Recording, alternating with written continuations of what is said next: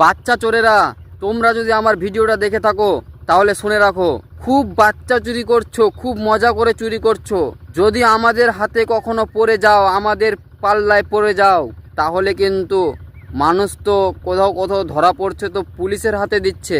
আমরা কিন্তু তা ভুল করব না, আমরা পুলিশের হাতে দিব না। কারণ পুলিশের হাতে দিলে তোমরা কদিন পরে আবার ছুটে যাবে। আমরা ভালো করে জানি, হয়তো কতদিন, খুব জোর তো বেশির পর হলেও নাই 3 মাস তোমরা থাকবে, তারপর তোমরা আবার ছুটে যাবে। আর এগুলোতে কাদের হাত আছে সেটাও আমরা বুঝতে পারছি। এই শুধু গরিব মানুষ যেগুলো যে দেখবে যে যারা বাচ্চা চুরি করছে, এগুলো সবগুলোকেই শুধু দেখা যাচ্ছে, মানে যে যে জায়গায় যে ধরা পড়ছে দেখছি ভিডিওতে, সবগুলো যে দেখা যাচ্ছে সবগুলো কিন্তু গরিব, অসহায় এবং একটু পাগল টাইপের, হাফ মাইন্ড টাইপের মানুষ। মহিলা বেশি আছে, তার মধ্যে পুরুষও আছে অনেক, কিন্তু বেশিরভাগ বলতে সবগুলোই গরিব। তাদেরকে টাকা লোভ দেখিয়ে এগুলো কাম করানো হচ্ছে। এগুলো কিন্তু কোনো বড় বিল্ডারের কিংবা কোনো নেতার হতে পারে, আপনারা সবাই শুনে রাখেন।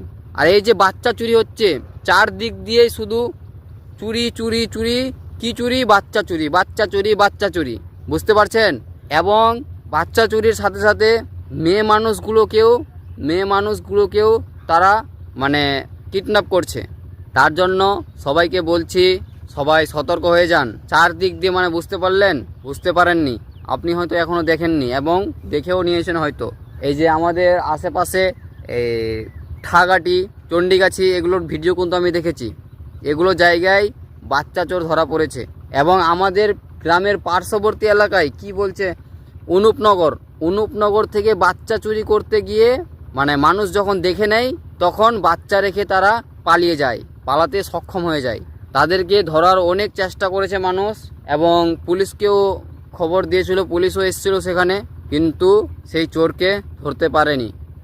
সেই চোর পালিয়ে গেছে। আরেকটি কথা, কালকে একটা রিসেন্ট ঘটনা, সেখানে কিন্তু বাচ্চা চোর চুরি করে পালিয়ে গেছে। বলেন, সেই ছোট বাচ্চাটির মায়ের এবং বাবার এখন মনে কি যাচ্ছে? কিছু কি আপনি বুঝতে পারছেন? বুঝতে পারছেন না। আপনি এখনও অবহেলা করে যাচ্ছেন আপনার বাচ্চাকে। আপনি কিন্তু বুঝতে পারছেন না।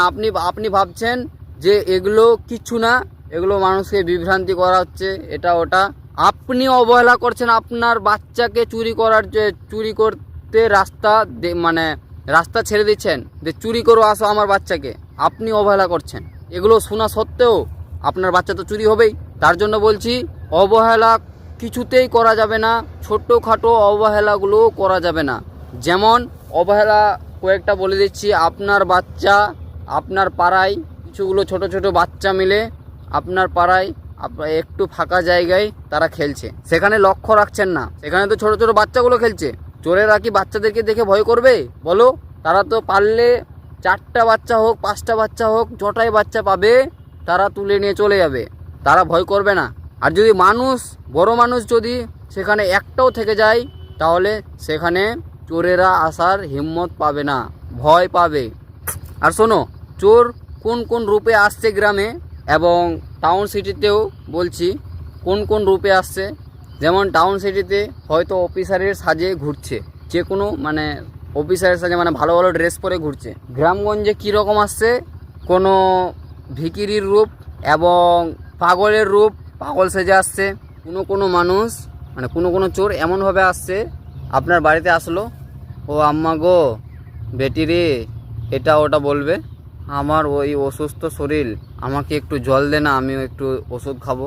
তখন আপনি তাকে দয়া মমতা দেখিয়ে জল আনতে যাবেন। সে ততক্ষণে আপনার বাড়িতে কটা বাচ্চা আছে এবং আপনারা বাড়িতে কয়জন আছেন সে কিন্তু ভালো করে দেখে নেয়। আর কিন্তু সে একাই আসে না, সে আসে আরও 4জন 5জনকে কিংবা 10 জনকে নিয়ে আসে, কিন্তু তারা সাইডে থাকে, আপনারা সেটা বুঝতে পারবেন না, বুঝলেন? আর আরেকটা কি, যে মানুষকে এবার কীরকম সতর্ক হতে হবে। যে কোনো মানুষকে দেখেন না কেন, নতুন মানুষ যদি কোনো গ্রামে দেখেন, তাহলে সেই মানুষকে সন্দেহ চোখে দেখতে হবে। যদি একটু দরদ দেখান, তাহলে আপনার সেটা ভুল হবে, আপনার নিজের পায়ে নিজে কুড়ালি মারানো হবে। তাই বলছি, যে কোনো মানুষ হোক, নতুন হোক, বুঝলেন, কিংবা কোনো ভিখিরি হোক, যাই হোক না কেন, নতুন মানুষ দেখলেই, ভিখিরি বলতে সব ভিখিরি না, যেরকম আপনি দেখছেন একটা মানুষ 10 বছর কি 20 বছর ধরে আপনার গ্রামে আসছে, ভিক্ষা করে যাচ্ছে, ওই মানুষটাকেও যদি সন্দেহজনক মনে ভাবেন তাহলে সেটা আবার আপনার ভুল হয়ে যাবে, বুঝছেন। তাই বলছি, যেটা নতুন মানুষকে দেখবেন, গ্রামে যদি দেখেন যে এটা মানুষ নতুন, তাহলে তাকে নজরদারিতে রাখবেন। শুধু আপনি একাই করলে হবে না, সেটা সবাইকে মিলে করতে হবে, এবং আপনার পাড়া প্রতিবেশী, আপনার গ্রামের মানুষজন, আপনার বন্ধুবান্ধব সবাইকে একটু তাকে নজর রাখার জন্য বলতে হবে। শুধু আপনি দিয়ে একাই নজর রাখতে পারবেন সেটা তো হবে না, বুঝছেন।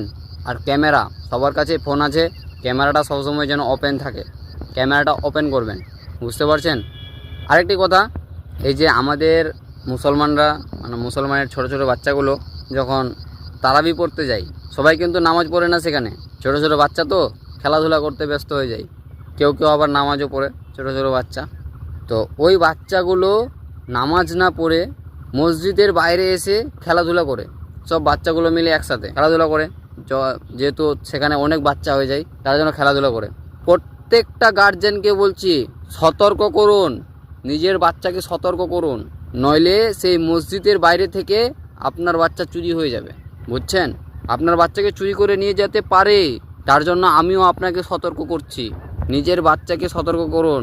আপনি আপনার বাচ্চা যখন নামাজে যাবে তখন আপনি গার্জেন হয়ে, আপনি যদি মেয়ে মানুষ হয়ে থাকেন তাহলে শুনেন, আপনার স্বামীকে আপনার বাচ্চার সাথে নামাজে পাঠান, এবং তাকে বলেন যে যখন নামাজ পড়বে তখন নিজের বাচ্চাকে যেন নিজের পাশে রেখে নামাজ পড়ে। কারণ যে কোনো ছোট বাচ্চা যদি তার বাবার পাশে থাকে আর যদি নামাজ পড়ে, তাহলে তার সাহস হবে না যে আমি বাইরে যাই, বুঝতে পারছেন। সে ওখানে থাকবে, ছোট বাচ্চাটা, সেভাবেই নামাজ পড়ুক না কেন। তাই বলছি, সবাই সতর্ক হয়ে যান, একটু ভুল করলে কিন্তু আপনার সেই প্রাণের শিশুটাকে হারাবেন। তো সবাই ভালো থাকেন, সুস্থ থাকেন এবং সতর্ক থাকেন। ধন্যবাদ।